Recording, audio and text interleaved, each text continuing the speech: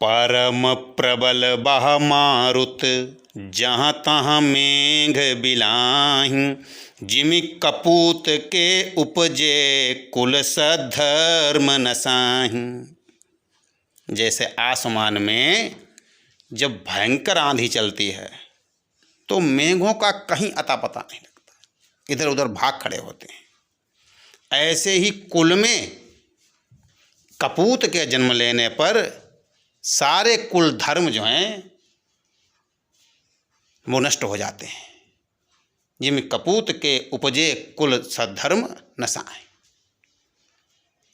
देखो, धृतराष्ट्र के घर में दुर्योधन का जन्म हुआ, लेकिन धृतराष्ट्र ने कभी भी अपने पुत्र की महत्वाकांक्षा, दूसरों की निंदा करना, चुगली करना, बड़ों का अनादर करना कभी नहीं रोका। जो करता था, हालांकि उन्हें आंखों से तो अंधे ही थे बेचारे, गुप्तचर सारी सूचनाएं दिया करते थे कि देखो आपका पुत्र जो है, धीरे से, क्यों डरते थे, सामने नहीं कह पाते थे, फिर भी पीछे पीछे विदुर जी हैं कहते हैं कि देखो इस तरह से अत्याचार हो रहा है, इस तरह से अनादर हो रहा है, ये हो रहा, सब हो रहा। लेकिन उन्होंने नहीं माना तो देखो क्या हाल हुआ, अपने आप भी मिटा और पूरे वंश को भी मिटाया। जिमि कपूत के उपजे, कुल सधर्म नसाहि। और एक सपूत हो जाए कि पुत्रवती युवती जग सोई, रघुपति भगत जासु सुत होई।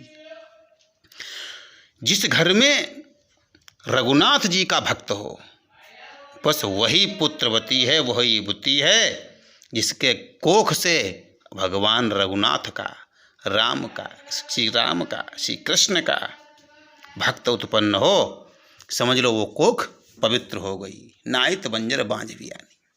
कहते हैं नहीं तो वो बांझ बियानी शब्द दिया गया है, उसने जन्म नहीं दिया है, उसे पशु प्रवृत्ति कहा गया है।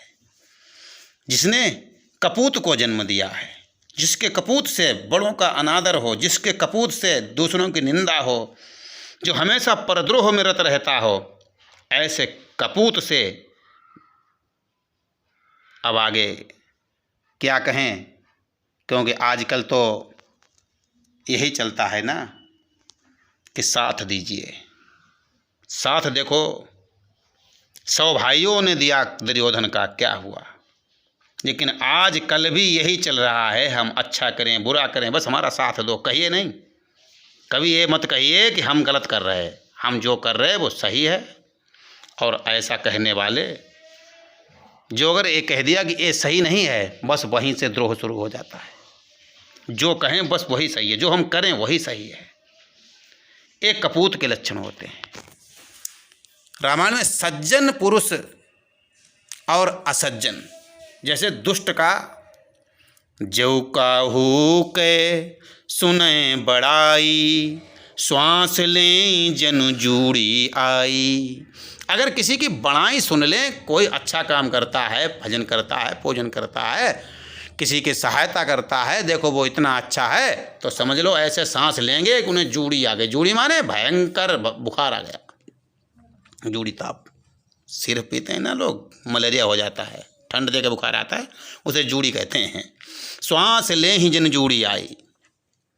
और जौ काहू के देखहीं विपति, सुखी भये मानहु जग नृपति। अगर किसी की विपत्ति देख ले तो ऐसे खुशी होता है मानो जग का राज्य मिल गया हो। और संत सतपुरुष के देखिए, संज्ञा नारद की दी गई है। नारद देखा बिकल जयंता, लागी दया कोमल चित संता। नारद जी ने देखा कि ये इंद्र का बेटा सुरपति सुत धरि बायस भेसा, मूढ़ चहति रघुपति बल देखा। सीता चरण चोंच हति भागा, महामंदमति कारण कागा। काहू बैठन कहा न ओही, राखी को सकै राम कर द्रोही। देखा सुरपति इंद्र का बेटा सुरपत सुत और कौए का भेष देखकर बायस वैसा और मूढ़ बुद्धि रघुनाथ का बल देखना चाहता है और माता के चरण में चोंच मार कर भागा। भगवान ने देखा, चला रुधिर रघुनायक जाना, धनुष सींक सायक संधाना। और वो जो ब्रह्म बाण धावा तो चला भागी बायस भय पावा। उसे किसी ने बैठने के लिए नहीं कहा, क्योंकि राम का द्रोही है, कौन उसे बिठा सकता है भला।